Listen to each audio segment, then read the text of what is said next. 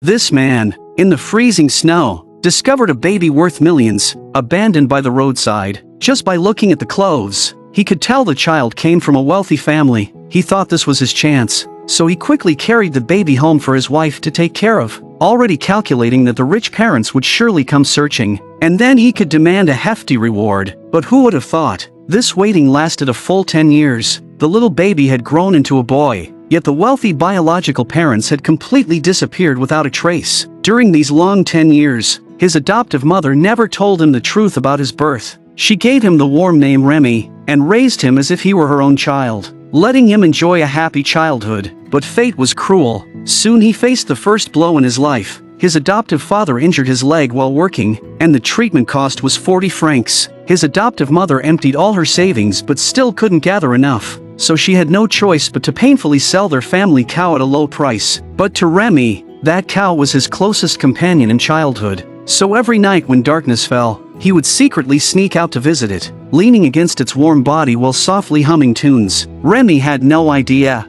that on this very night while he was singing, an old man was silently watching from a distance. The old man stood quietly behind him, listening for a long time, and when Rémi finally noticed someone was there, his heart nearly jumped out of his chest, and he dashed back home in fear. When he arrived, he was shocked to see that his injured adoptive father had already returned home. The moment his adoptive father saw Rémi, his face turned extremely dark. It turned out, for all these years he had been working away from home, completely unaware that his wife was raising this abandoned child. No wonder all the money he sent home over the years wasn't even enough to cover a small 40-franc medical bill. The adoptive father was furious, roaring with anger, and wanted to throw Rémi straight into an orphanage. But the adoptive mother couldn't bear to part with the child she had raised for so many years. She firmly refused, and the couple quarreled violently. Helpless, Rémi pulled the curtain shut, covered his ears tightly, and didn't want to hear the sound of fighting. The next day, his adoptive mother finally confessed the truth to him,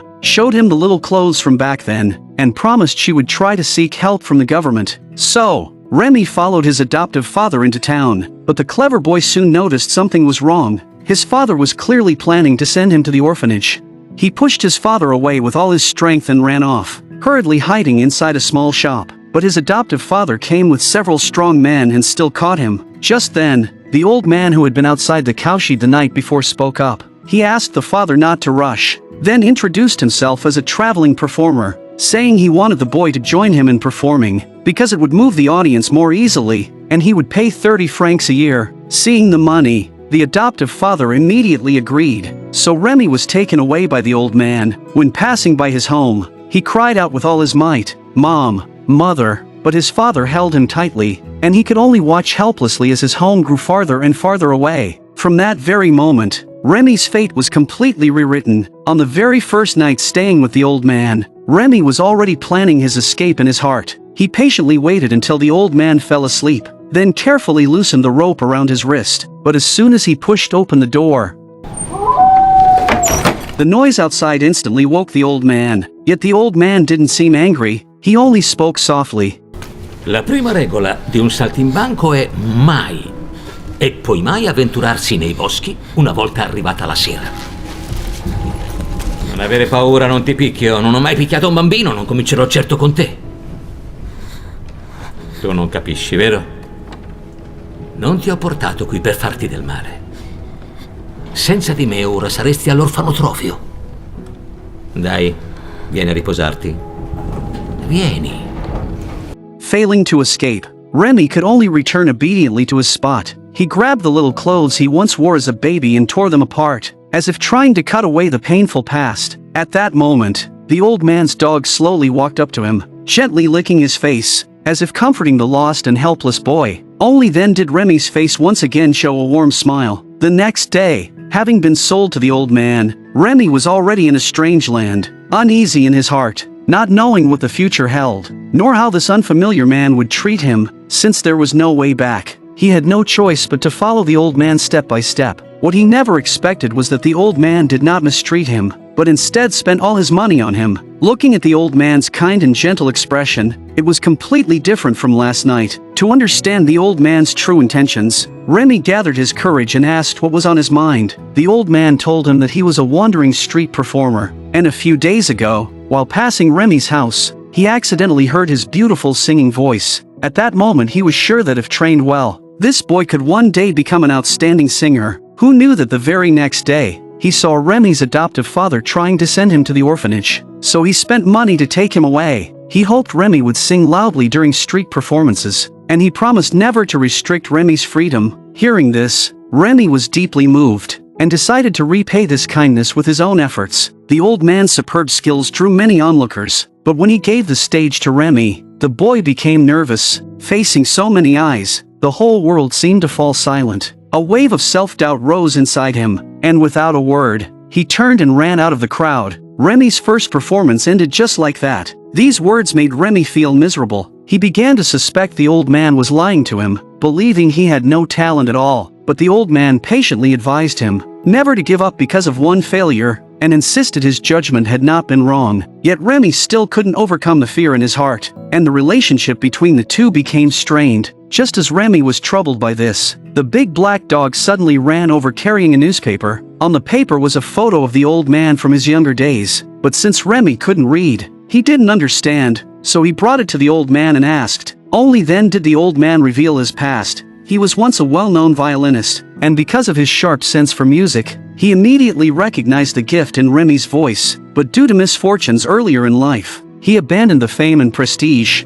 choosing instead to wander and survive through street performing. When he realized Rémi couldn't read, the old man took out a small wooden board carved with letters, planning to start by teaching him to read and write, so that whenever Rémi missed his mother, he could write her letters himself. In return, the old man hoped Rémi would dedicate himself to learning how to sing. Hearing that he could still contact his mother, Rémi happily agreed at once. From then on, Rémi practiced singing with the old man during the day, and buried himself in learning letters at night. Through hard work, he finally managed to write a proper letter home. Although the words were simple, when his adoptive mother received it, she was deeply comforted by Rémi's growth. As his singing skills became more refined, the old man deliberately blindfolded Rémi and led him into an open field, letting him sing freely just as in training. When the time was right, the old man quietly removed the blindfold, and only then did Rémi realize that his fear had only been shyness all along. The applause that rose in the fields completely freed him from this shadow. After that,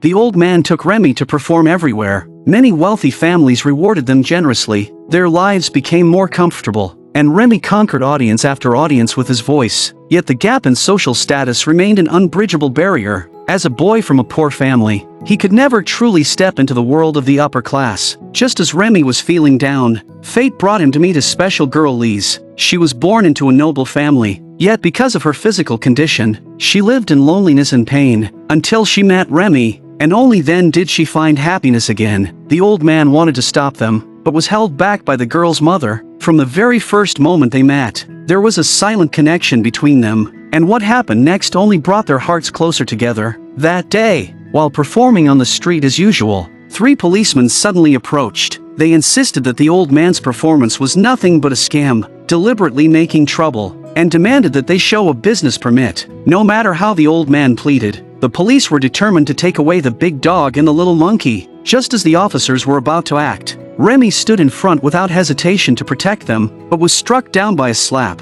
At that moment, the big dog, furious, lunged forward and bit the officer's arm, but in the end it could not escape a brutal beating. The old man could no longer hold back. He fought back with all his strength, but outnumbered and overwhelmed, he finally chose to sacrifice himself, creating a chance for Rémi and the animals to escape. Heavy-hearted, Rémi understood that only if he remained safe would he have the chance to rescue the old man later. He hurried to Lise for help, and Lise's mother was even willing to pay bail for the old man, but to their surprise, the identification the old man was using turned out to be false, and the court demanded that he provide his real identity, or else he would remain imprisoned. Yet the old man chose prison over revealing his true name, even stopping Rémi from telling the truth. Long ago, he had been so focused on his career, leaving early and returning late every day, often neglecting time with his family, but his considerate son would light a candle every night, so that when he returned home, he could see it from afar and know his family was waiting.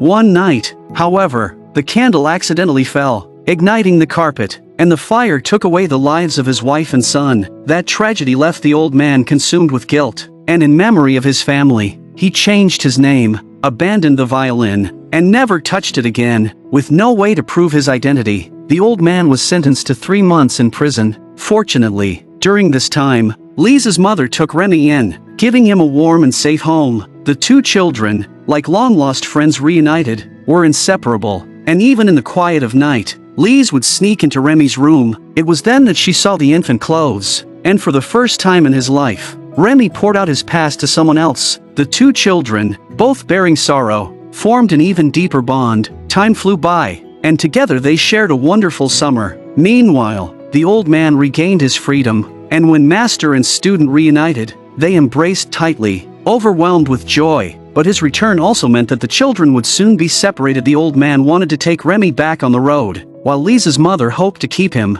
because Lise was about to undergo a critical surgery, and she believed that with Rémi by her side, she would recover more quickly, even promising that if Rémi agreed, he could stay and live a comfortable life. Yet the old man refused without hesitation, unwilling to see Rémi's talent wasted, and he hoped that one day in the future, Rémi could return as a man of success to marry Lise. In the end, they left the decision to Rémi, sitting on the bed for a long time, torn between the comfort of his soul and his distant dream. He finally returned the book to Lise and whispered, "Tornerai a trovarmi. Te lo prometto."